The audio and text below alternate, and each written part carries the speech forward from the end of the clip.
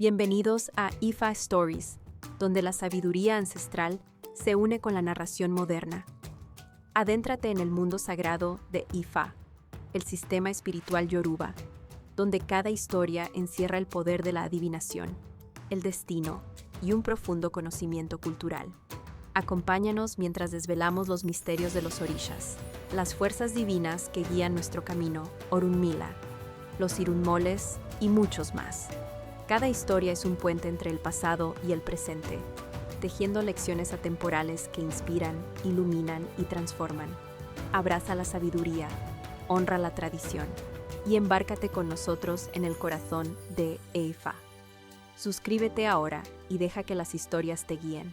Para explorar historias yoruba completas, enseñanzas de Ifa y sabiduría ancestral, visita nuestro sitio web www.ifastories.com. Da un paso en el camino sagrado para acceder a más recursos e información.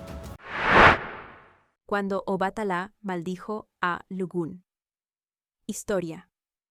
En este camino, Obatala maldijo a Gun por las guerras y la brujería, Ogu, en las que él y Sango estaban involucrados, utilizando objetos rituales del Congo, ya que se encontraban en territorio congolés, el cual limitaba con la tierra yoruba. El pueblo yoruba fue a quejarse ante Obatala, porque a causa del Ogu, brujería, muchas personas de su tierra estaban siendo asesinadas. Cuando Sango se enteró, se retiró astutamente. Pero Gun continuó, ignorando las advertencias, por lo que fue maldecido por Obatala y Sanin. Sin embargo, a pesar de esta maldición, la gente seguía muriendo, así que Debara tuvo que venir a arrestar a Gun y a todos los que practicaban Ogu.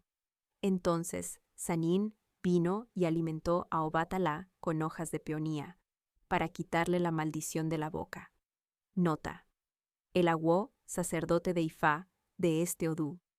Ifa no debe usar objetos rituales del Congo. En su lugar, debe recibir a Sanin.